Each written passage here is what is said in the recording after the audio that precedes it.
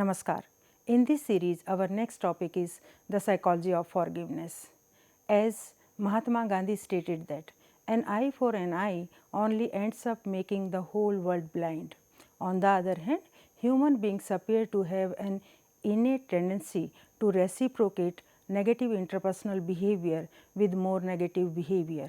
So, if we have something bad, something negative, we usually give similar kind of response, and it's in terms of stimulus response connections. So, for bad stimulus or bad event, we usually give similar kind of response.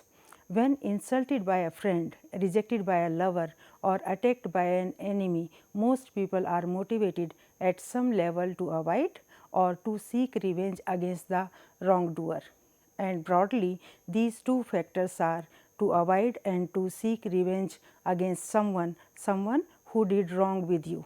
These are connected with less level of forgiveness. Although these post transgression motivations to avoid and to seek revenge can be destructive. Revenge is usually the more potent and almost always the more glamorous of the two, because to avoid is to some extent can say passive. On the other hand, revenge is active action. It is a perpetuating vicious cycle of vengeance or revenge. So, we can say its negative sense connection between SR series. Someone did wrong with you, you took revenge, again similar kind of stimulus, similar kind of response, and this is vicious cycle of revenge or unforgiveness. As a response, forgiveness may be categorized under a pro-social change in a victim thoughts, emotions and behavior toward a blameworthy wrongdoer. So, not only external behavior, but behavior in your thoughts and emotions, or we can say even internal behavior is towards forgiveness or pro-social change. If we have, then that is forgiveness. There are different definitions of forgiveness, and most of them are built on one core feature. This core feature is when people forgive, their responses toward people who have offended or injured them become less negative and more positive or pro-social over the time. So, it means what they feel and think about, what they want to do or how they actually behave, these all must be changed in positive direction, and less negative, more positive, as well as pro-social, or in pro-social direction it should move on, that is forgiveness. There are three aspects of forgiveness. Forgiveness may be defined according to its properties as a response, that is number one. Number two, as a personality disposition, and third aspect is as a characteristic of social unit. Number one, as a response, as I discussed in the previous slide, forgiveness may be understood as a pro-social change in a victim's thoughts, emotions and behavior towards a blameworthy transgressor.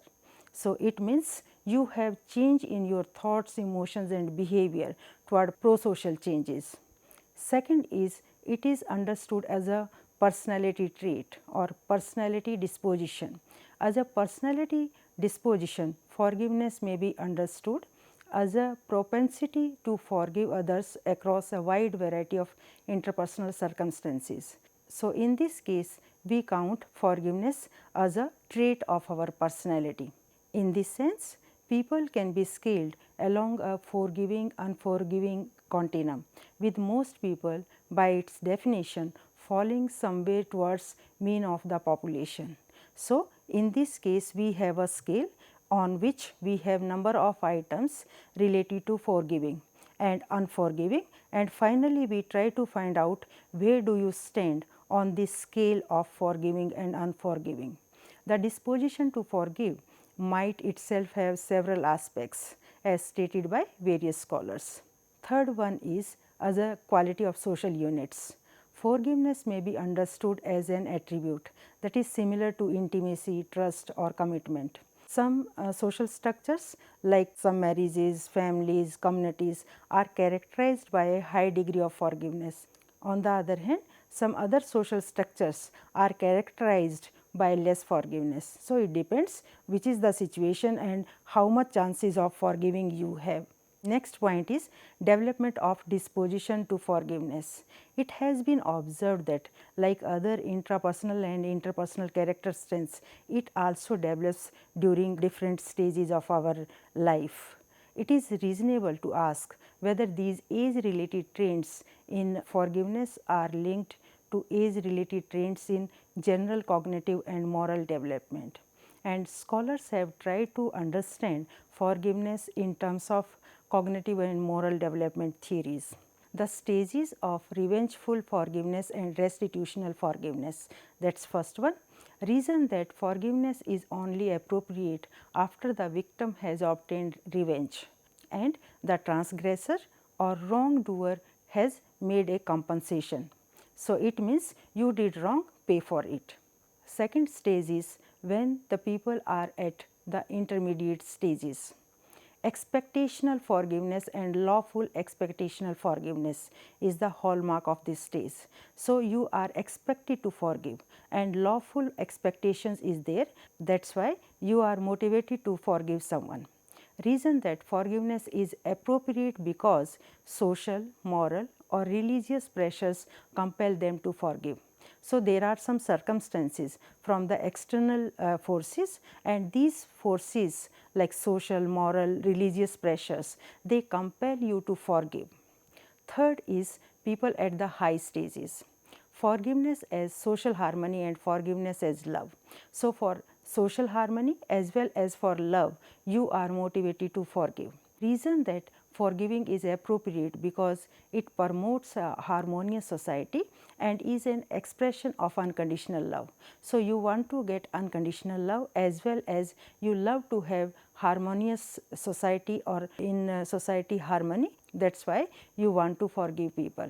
Let us understand these explanations in detail by Kohlberg moral reasoning theory. This theory has been proposed by Kohlberg.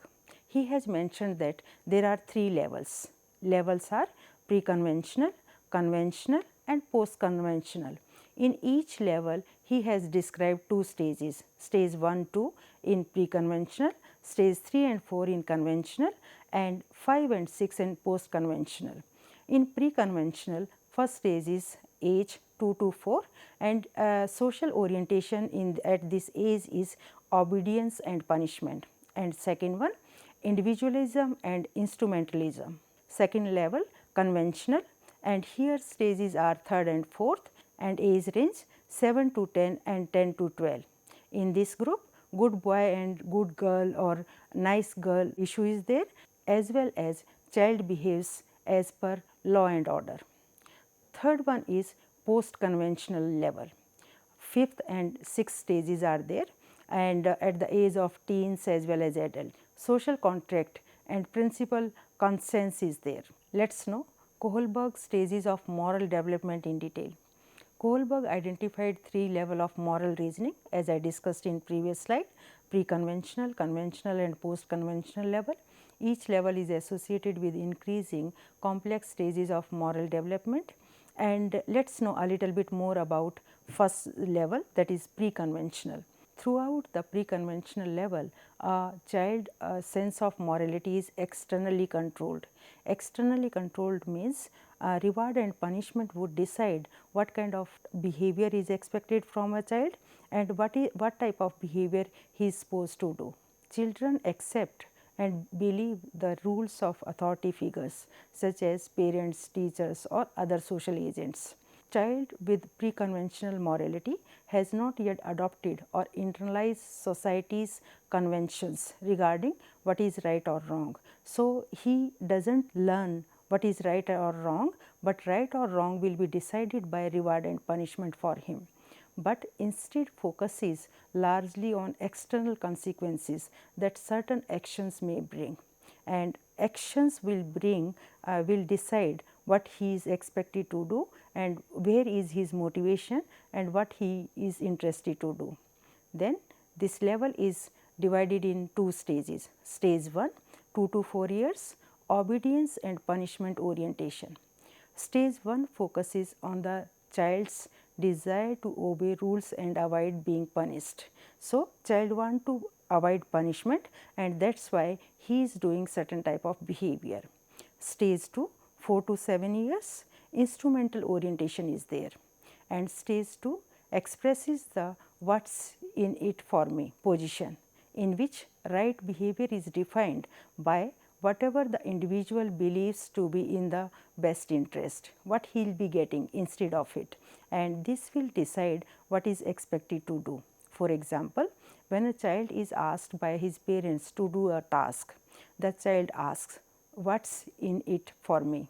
and the parents offer the child an incentive by giving him some reward, for example, pocket money. Level 2, that is conventional.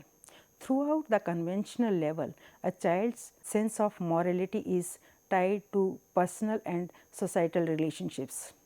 Children continue to accept the rules of authority figures, but this is now due to their belief that this is necessary to ensure positive relationship and societal order.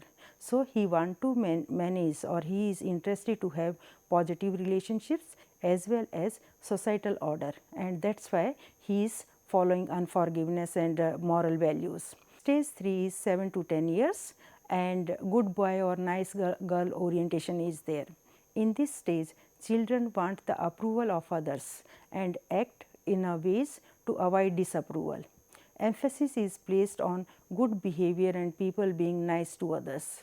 So, he wanted to do good behavior and display himself or herself like a good boy or nice girl, and that is why he has higher level of moral values, or moral development in this direction develops. Fourth stage in this level is 10 to 12 years age, and law and order oriented this stage is.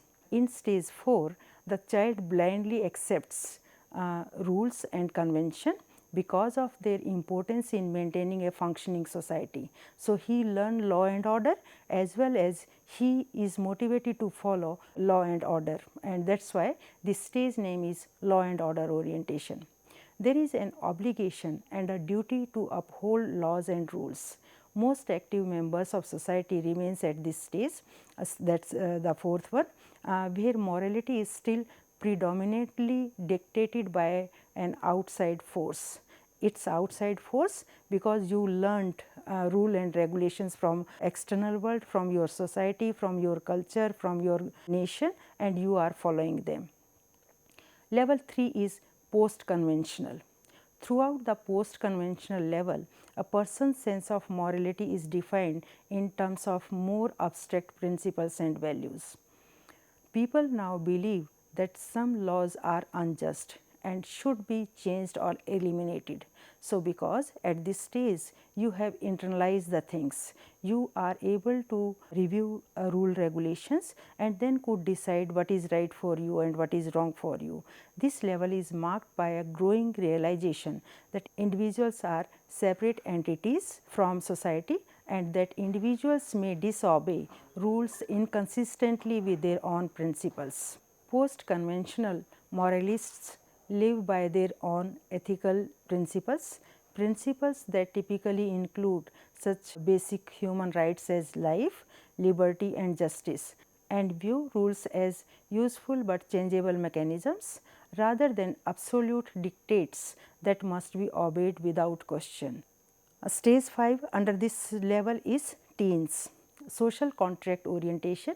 In stage 5, the world is viewed as holding different opinions, rights and values, and variety of rule regulations. Those laws that do not promote the general welfare should be changed when necessary to meet the greatest good for the greatest number of people.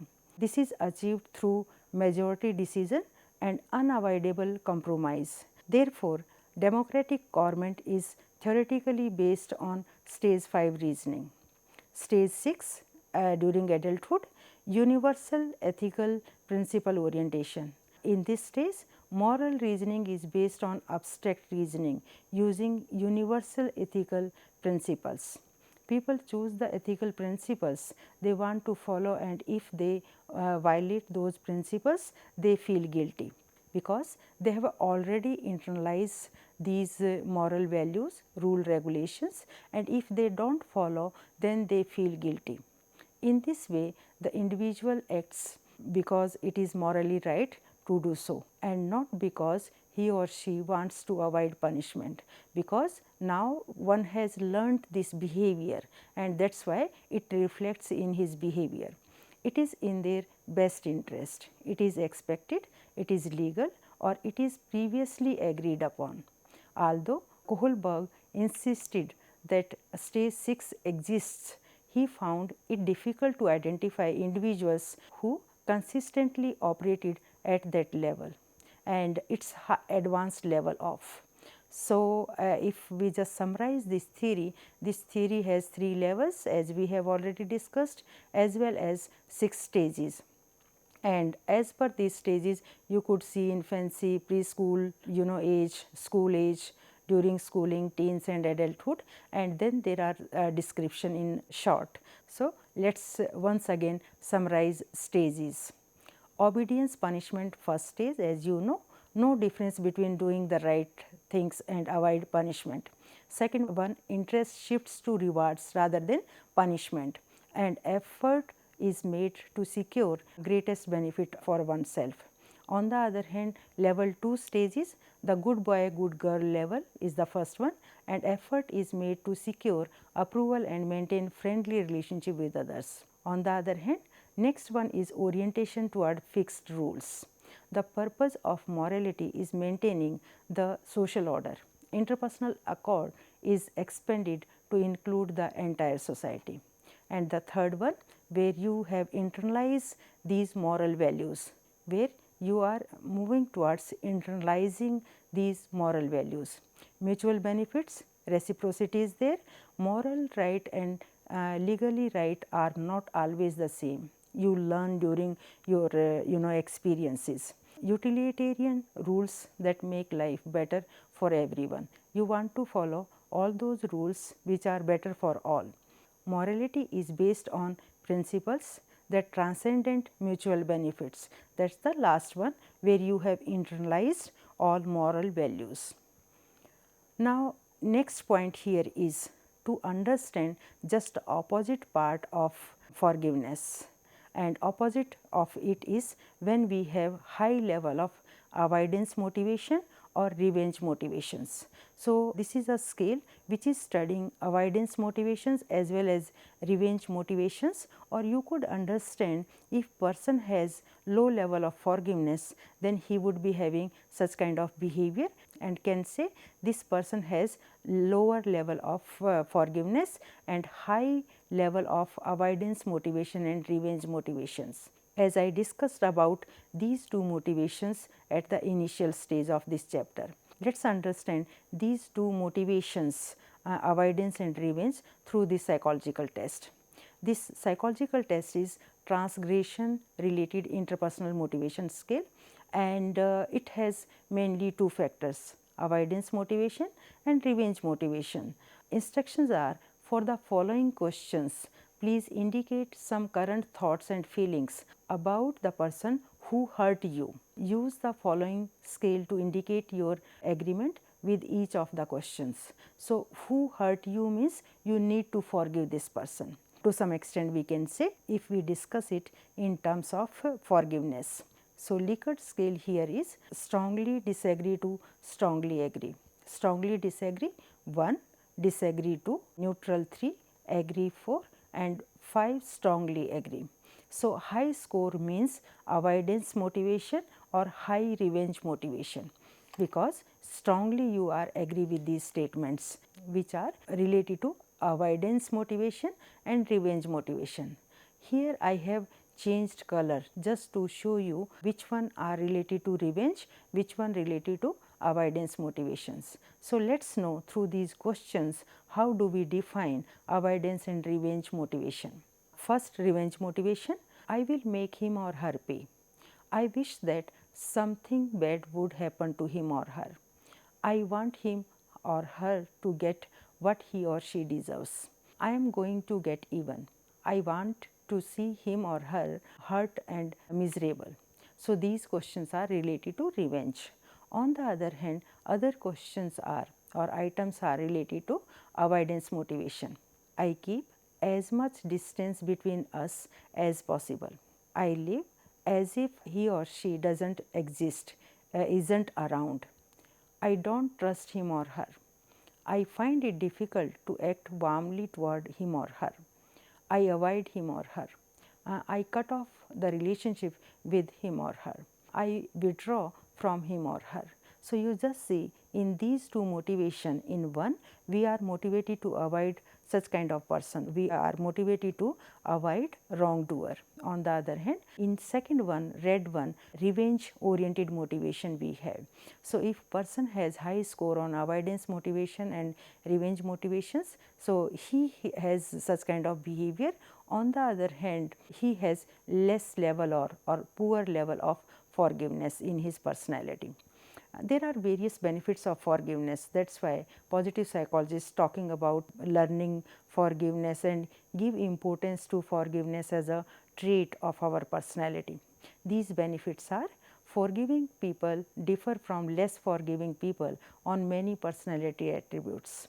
For example, forgiving people report less negative affect or emotion such as anxiety, depression, hostility. Forgiving people are also less narcissistic, less exploitative, and more empathetic than their less forgiving counterparts. Forgivers also tend to endorse socially desirable attitudes and behavior.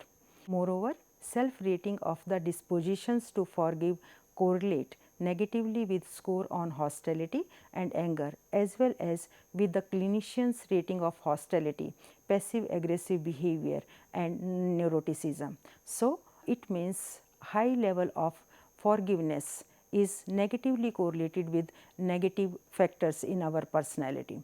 When we talk about the big five and their correlation with the forgiveness, it has been observed that agreeableness and neuroticism are correlated with forgiveness. You must be knowing about the big five personality factors. These are called as ocean: openness to experiences, conscientiousness, agreeableness, extroversion and neuroticism. Out of them, it has been observed that agreeableness and neuroticism are important for understanding forgiveness relationships. They observed that for agreeableness means it has various dimensions or traits: trust, altruism, kindness, affection and other prosocial behaviors. So, this trait which has these sub factors is positively correlated with forgiveness. On the other hand, it has been observed that forgiveness is negatively related to measure of neuroticism. Neuroticism, tendency to experience negative emotions such as anger, anxiety or depression, etc. Neuroticism appear to include not only negative affect but also the disturbed thoughts and behaviors that accompany emotional distress. So, not only negative emotions or negative affect, but disturbed thoughts and behavior also connected with neuroticism. So, it means forgiveness is negatively correlated with negative affects, with the disturbed thoughts as well as behavior, or we can say if we have a lesser level of forgiveness, then we might have load of negative emotions, disturbed thoughts and behaviors.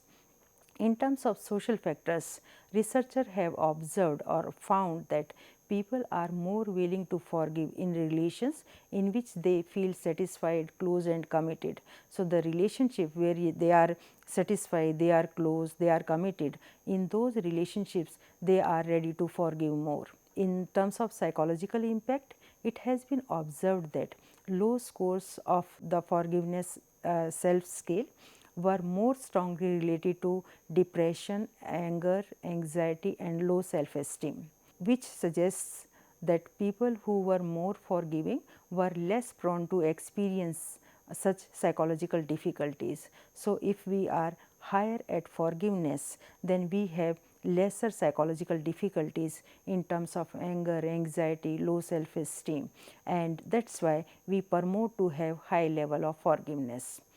When we talk about summary of current research findings on forgiveness, there are various factors. Psychologists use various measures and have begun to shed light on several dimensions of forgiveness. In particular, they have explored how the propensity to forgive develops across the lifespan. As we have discussed, as per Kohlberg moral development theory, different stages or different age stages we develop forgiveness. The second is personality traits that are linked to forgiveness, and this forgiveness has been understood as a personality trait, as well as scholars have studied various personality traits, how these are correlated with forgiveness. Next is the social psychological factors that influence forgiveness and the link of forgiving to health and well-being. There are various studies showing that positive relationship between forgiveness and health and well-being. We have intervention programs which are promoting forgiveness, and several research groups have developed and tested interventions for promoting forgiveness. They have investigated the promising efficacy of clinical and psychoeducational interventions to promote forgiveness. However, there could be an advanced level of course in which we could talk about these psychoeducational interventions as well as interventions in clinical setup. After knowing about forgiveness, let's talk about self-forgiveness.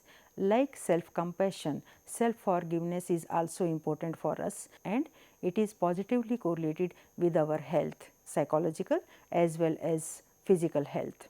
Although the necessity to forgive other people for their transgressions or wrongdoings is very important, the capacity to forgive ourselves is perhaps more crucial for our well-being. Self-forgiveness is a process of letting go of resentment toward oneself for a transgression or wrongdoing. So, sometimes even we are not satisfied with our life, sometimes we have mindlessness, and because of this mindlessness we do something which later on we do not like, and if we do not like our previous things done by us, then need to forgive. We must take responsibility for our behavior, then let go of the self-absorption, self-criticism and rumination that keep us struck with guilt and self-reproach or self-criticism. Then we can begin to make amends in some way that help us and others to move forward with life. One another concept which is not explored much in positive psychology, but appreciated a lot. Let us discuss this humility also, because it is positively correlated with forgiveness and other interpersonal character strengths. There are various elements for understanding this concept, like an accurate assessment of one's abilities and achievements, not low self-esteem or self-deprecation, but accurate understanding about oneself. An ability to acknowledge one's mistakes, imperfections, gaps in knowledge and limitations. Openness to new ideas, contradictory information and advice, keeping one's ability and accomplishments. One's place in the world in perspective, seeing oneself as just one person in the larger scheme of things. A relatively low self-focus, a forgetting of the self, while recognizing one is but part of the larger universe. So, when you understand you are part of this large universe, you do not focus much on oneself, rather you are counting yourself part of this larger universe, and you have ability to know yourself, you know perfection as well as imperfection about you, you accept your mistakes, and you have accurate assessment of one's ability and achievements. So, these are certain definitions of humility or characteristics to define humility. An appreciation of the value of all things, as well as the many different ways that people and things can contribute to our world. So, all these factors help us to understand humility. Humility has not been studied as extensively as other secret emotions, as I discussed earlier also. However, some research does support the role of humility in positive behavior and positive emotionality. That is why very important to understand this positive construct for us. For instance, one study found that greater humility is related to higher self-esteem, gratitude, forgiveness, spirituality and better health. Recent studies show that humility is connected with many forms of pro-social behavior, and that is why they highlight this trait to have in our personality. Another study found that humble people respond better to criticism by taking responsibilities for their problems and increasing their efforts to improve their problem. Humility seems related to forgiveness and enhanced social relationships, and that is why we should address this construct also. Being humble is important for living a life of quiet, joy, satisfaction, wisdom and contentment, and that is why be humble. In this series, our next topic is gratitude and the positive psychology. This is again very interesting construct to know what it is and how we have borrowed it from different religions, and now it is very much part of positive psychology as well as positive psychological interventions. So, let us understand what this trait or what this character strength or virtue is. Across cultures and time spans, experiences and expressions of gratitude have been treated as both basic and desirable aspect of human personality and social life.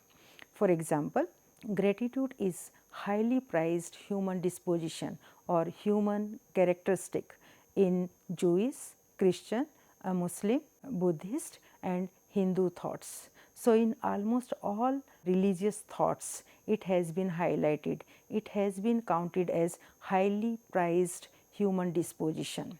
That is why this has been borrowed from religious spiritual literature and now very much part of positive psychology. The Buddha suggested that thankfulness is a core aspect of the noble person. Indeed, the consensus among the world's religious and ethical writers is that people are obligated to feel and express gratitude in response to received benefits. Cicero held that gratitude is not only the greatest of virtue, but the parent of all the others. So, if you have this virtue, it means you are connected with other virtues also, and it has been counted as the greatest of the virtues. In recognition of the importance of gratitude, members of the United Nations General Assembly declared 2000 as the International Year of Thanksgiving. And if you know, they have particular period called Thanksgiving period. Although around the world people experience and express gratitude in diverse ways, they typically feel grateful emotions like thankful they are, they appreciate the things and have developed linguistic and cultural conventions for expressing such gratitude. Gratitude has various dimensions. Let us understand one by one. Gratitude as an emotional response to life is the first one. Gratitude is derived from the Latin, term is gratia. It means grace, graciousness or gratefulness.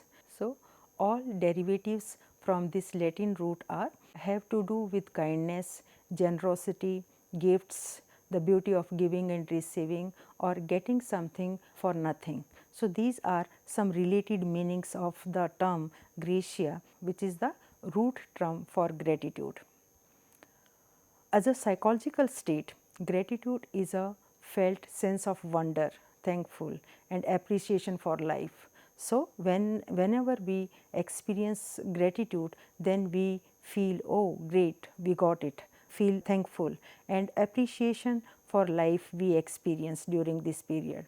It can be expressed toward others as well as toward impersonal or nature or non-human resources like God and animals. I think you could easily identify in religious practices we worship various other things like God, animals, nature, and we feel thankful for all those surrounded things like nature, trees, animals, God, sun, moon, and various other surrounded natural things which we think are really contributing to our life. Some of the most profound reported experiences of gratitude can be religiously based or associated with reverent or respectful wonder toward an acknowledgement of the universe. As such, gratitude is one of the most common emotions that religions seek to provoke and sustain in believers. Thus, for more people, gratitude is at the core of their spiritual and religious experiences. So, this virtue or character strength has been highlighted, has been appreciated a lot or giving importance a lot in spiritual and religious experiences as well as in those domains. In addition to its merit as an intrinsically rewarding state, gratitude may lead to other positive subjective experiences. Like Cheston in 1924 stated that gratitude produced the most purely joyful moment that have been known to men.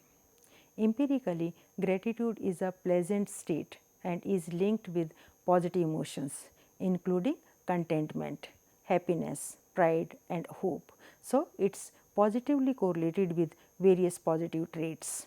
In a Gallup 1998 survey of American teens and adults were participated in this survey, over 90% of the respondents indicated that experiencing gratitude helped them to feel extremely happy or somewhat happy. So, whenever they express gratitude towards someone, then they feel happy or extremely happy. Also, Imams and his associates have reported that a conscious focus on gratitude makes life more fulfilling, meaningful, and productive. And that's why even in the intervention programs, gratitude increasing programs are highlighted in positive psychology.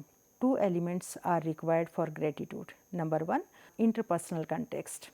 Gratitude is an interpersonal emotion which precludes it from being directed toward oneself. Second, implicit in the experience of gratitude is the recipient's theory of mind from which he or she infer another's well-being, intention, resulting in one's feeling loved and esteemed. So, these two elements are required for gratitude. Gratitude has been understood in terms of motivation, emotion theories and psychological theories and various other domains to understand this construct. So, first let us discuss about gratitude in emotion theories. The variables that affect the intensity of gratitude are the degree of just praiseworthiness, the deviation of the agent's action from role based expectations, and third one is the desirability of the event. So, these three components are important to understand gratitude in terms of emotion theories. Lejas and Lejas in 1994 place gratitude in the class of empathetic emotions because along with compassion it depends on capacity to empathize with others. Each emotion is associated with a typical dramatic plot defining what is happening to the persons and its significance for the person's well-being.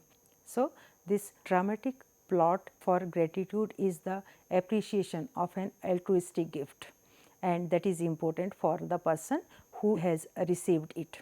Both giving and receiving of the gift involve empathy because one must sense the donor's positive intention and the donor must sense the need of the recipient. That is why they called it many faces of gratitude. So, broadly if we just talk about this interpretation, it means there are three important things. One, receiver, another giver, and third is the gift, and in these three there is positive connection. So, receiver as well as giver thinking that this is good for each other. So, in this interpretation, there are three important factors: giver and receiver and the gift. And giver and receiver, both of them are in positive mood, positive emotions, because both of them appreciating each other, as well as receiver feeling that he is grateful to get this gift from the giver. Working with Lazar's cognitive motivation theory, Smith in 1992 identified the appraisal component of gratitude as: number 1, a motivationally relevant outcome must be there, that is motivationally congruent or desirable for the person. Third, credited to the effort of another. Functionally, gratitude motivates the person to reward others' pro-social behavior. Gratitude as a virtue or insight from moral philosophy is also important to understand. As a virtue, gratitude is expressed as an enduring thankfulness that is sustained across situations and over time.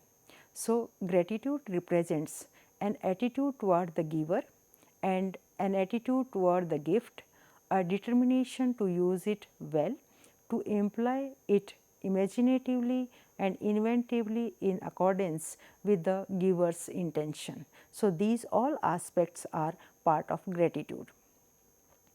Now, next point is cultural orientation and gratitude.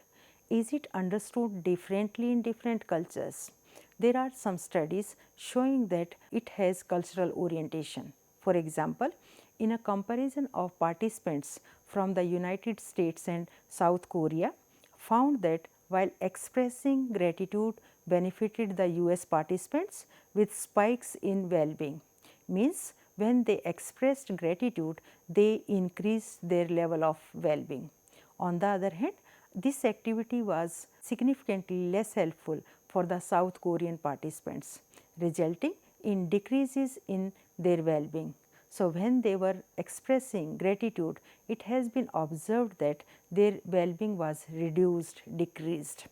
They also described that feeling of gratitude may be more closely linked with the feeling of indebtedness in South Korea, showing the dialectical pattern that is often found between positive and negative affect in Asian groups. In United States sample, gratitude may not be linked to negative feelings in quite the same way. So, they observed that expressing gratitude has different impact in different cultures, and maybe in collectivistic cultures like South Korea, one may feel indebtedness when he has received gratitude and need to express such kind of feelings.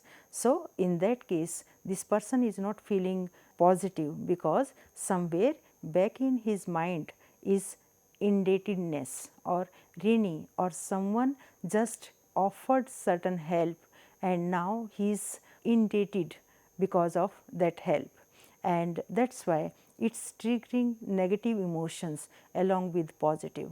However, there should be some more studies which are talking about cultural orientation and gratitude to established fact. But from this study, we can get one message, and the research findings support the point again that culture matters and we should take into account cultural orientation. There are some interventions cultivating gratitude. As you know, gratitude is very important, and in religious spiritual domain as well as in positive psychology, it has been highlighted a lot, and it has positive relationship as well as positive impact on various positive aspects of human personality. So, the specific programs have suggested for nurturing skills that allow for a greater awareness of gratitude in one's life. Miller in 1995 offered a simple 4-step behavior cognitive approach for learning gratitude. These 4 steps are: number 1, identify non-grateful thoughts. So, you identify in your personality where you are non-grateful in your thoughts. Then second stage, formulate gratitude supporting thoughts. So, you just replace those thoughts and formulate gratitude supporting thoughts. Third, substitute the gratitude supporting thoughts with the non-grateful thoughts. And then fourth one, translate the inner feeling into outward action.